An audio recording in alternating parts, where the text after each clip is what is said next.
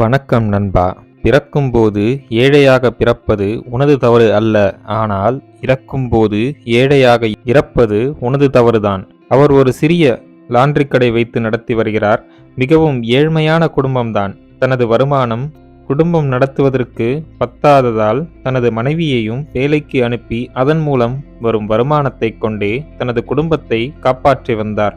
அவர்கள் இருவரின் வருமானத்தை சேர்த்தாலும் வாரம் $60 தாண்டாது. அவ்வளவு ஏழை குடும்பம். இத்தகைய சூழ்நிலையில்தான் அந்த லாண்டரி கடைக்காரருக்கு தான் ஒரு எழுத்தாளர் ஆக வேண்டும் என்ற ஆசை ஏற்பட்டது.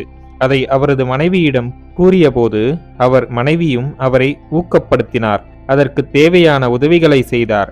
அவருக்கு கிடைக்கும் நேரத்தில் எல்லாம் எழுதத் தொடங்கினார். இரவு நேரங்களில், வார இறுதி நாட்களில் கூட நேரத்தை வீணாக்காமல் எழுதி கொண்டிருந்தார். மிகவும் சிரமப்பட்டு தான் எழுதிய கதைகளை பத்திரிகையாளருக்கு அனுப்பி வைத்தார்.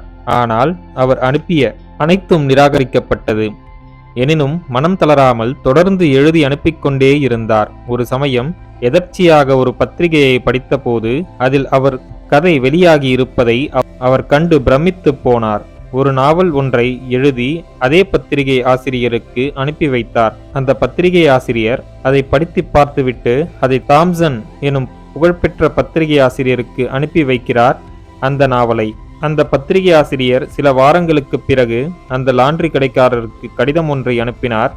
அதில், நீங்கள் அனுப்பிய நாவலில் பிழை அதிகம் உள்ளது, இருப்பினும் ஒரு எழுத்தாளராகும் திறமை உங்களிடம் உள்ளது, தொடர்ந்து முயற்சி செய்யுங்கள், வாழ்த்துக்கள் என்று அந்த கடிதத்தில் எழுதியிருந்தார். அது அந்த லாண்டரி கடைக்காரரை மேலும் முயற்சி செய்ய தூண்டியது. கடினமாக உழைத்து தொடர்ந்து 3 நாவல்களை எழுதி அந்த பத்திரிகை ஆசிரியருக்கு அனுப்புகிறார். அனைத்துமே நிராகரிக்கப்பட்டது.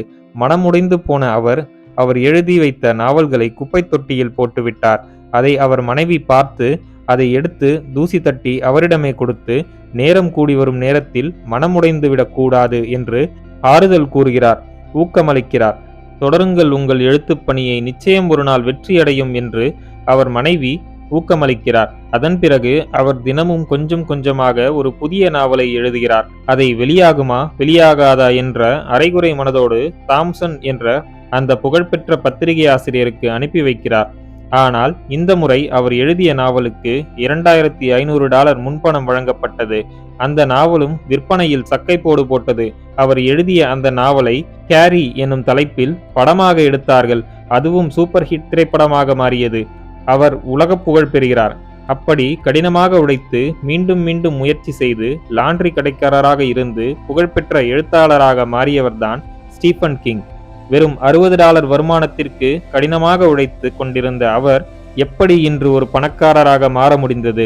அதற்கு காரணம் அவரது உயர்ந்த லட்சியமும் நிராகரிக்கப்பட்ட போது அவர் இடைவிடாது முயற்சி செய்வதுதான் அவருக்கு வெற்றியை தந்தது. உயர வேண்டும், ஜெயிக்க வேண்டும் என்ற தீராத வெறி உங்களிடம் இருந்தால், நீங்கள் இப்பொழுது எவ்வளவு வறுமையில் இருந்தாலும், எந்த கஷ்டமான சூழ்நிலையில் இருந்தாலும் அதிலிருந்து மீண்டு வந்து வெற்றி பெற முடியும். பல தடைகள் வந்தாலும், உங்களை தடுத்து நிறுத்த முயன்றாலும் நின்றுவிடாமல் தொடர்ந்து முயற்சி செய்து கொண்டே இருக்க வேண்டும். தோல்விகளைக் கண்டு அஞ்சாமல் அதை சவால்களாக எடுத்துக்கொண்டு அதை தோற்கடித்து வெற்றி பெற முயற்சி செய்ய வேண்டும். நேரத்தை வீணாக்காமல் இரவும் பகலும் உனது லட்சியத்திற்காக உழைக்கத் தொடங்குங்கள். தினம் கிடைப்பது சிறிய முன்னேற்றம் என்றாலும் அதை மகிழ்ச்சியோடு ஏற்றுக்கொள்ளுங்கள். மேலும் முயற்சி செய்யுங்கள். எவ்வளவு பெரிய ஆலமரமும் ஒரு சிறிய விதையிலிருந்தே தோன்றுகிறது. அது அடையும் வளர்ச்சி ஒவ்வொரு நாளும் மிகச் சிறிய அளவே ஆனாலும் அது காலப்போக்கில் பெரிதாய் வளர்ந்து அசைக்க முடியாத மாபெரும் மரமாக மாறுகிறது. அதுவரை அது நம்பிக்கையுடன் தனது வளர்ச்சியில் மட்டுமே கவனம் செலுத்துகிறது. அதுபோல் நீங்கள் எவ்வளவு சிறிய அளவில் உங்கள் லட்சியத்தை அடைய முயற்சி செய்தாலும் அது கொஞ்சம் கொஞ்சமாக வளர்ந்து ஒரு நாள் நீங்கள் நினைக்கும் அந்த பெரிய இலக்கை உங்களால் அடைய முடியும். அதுவரை மன உறுதியோடு தொடர்ந்து முயற்சி செய்து கொண்டே இருக்க வேண்டும். ஸ்டீஃபன் கிங் அவர்களது வாழ்க்கை கதை இதற்கு உதாரணமாக உள்ளது. எந்த ஒரு மனிதரும் தான் நினைத்த இலக்கை அடைந்து கொள்ள முடியும் என்பதை அவர் கதை இந்த உலகத்திற்கு எடுத்துரைக்கிறது, நம்பிக்கை ஊட்டுகிறது. எனவே தோல்விகளால் உற்சாகம் இழக்காமல் வெற்றியை நோக்கிய பயணத்தை நிறுத்தாமல் முடியும் வரை அல்ல, அடையும் வரை முயற்சி செய்து போராடி பெறும் வெற்றிக்கே பெருமிதம் அதிகம். அதுவே உங்களுக்கு மகிழ்ச்சியை தருகிறது. நீங்கள் இப்பொழுது செய்ய வேண்டியது, உங்களுக்கென ஒரு இலக்கை நிர்ணயித்துக் கொள்ளுங்கள். அப்படி தேர்ந்தெடுத்த இலக்கை தொடர்ந்து முயற்சி செய்யுங்கள். ஒரு நாள் நிச்சயம் நீங்கள் அதில் வெற்றி பெறுவீர்கள். நண்பர்களே, மேற்கூறிய விஷயங்கள் உங்கள் வாழ்க்கைக்கு உபயோகமாக இருந்திருக்கும் என்று நான் நம்புகிறேன். இந்த வீடியோ உங்களுக்கு பிடித்திருந்தால் லைக் பண்ணுங்க, உங்க ஃப்ரெண்ட்ஸ் அண்ட் ஃபேமிலிக்கு ஷேர் பண்ணிக்கோங்க.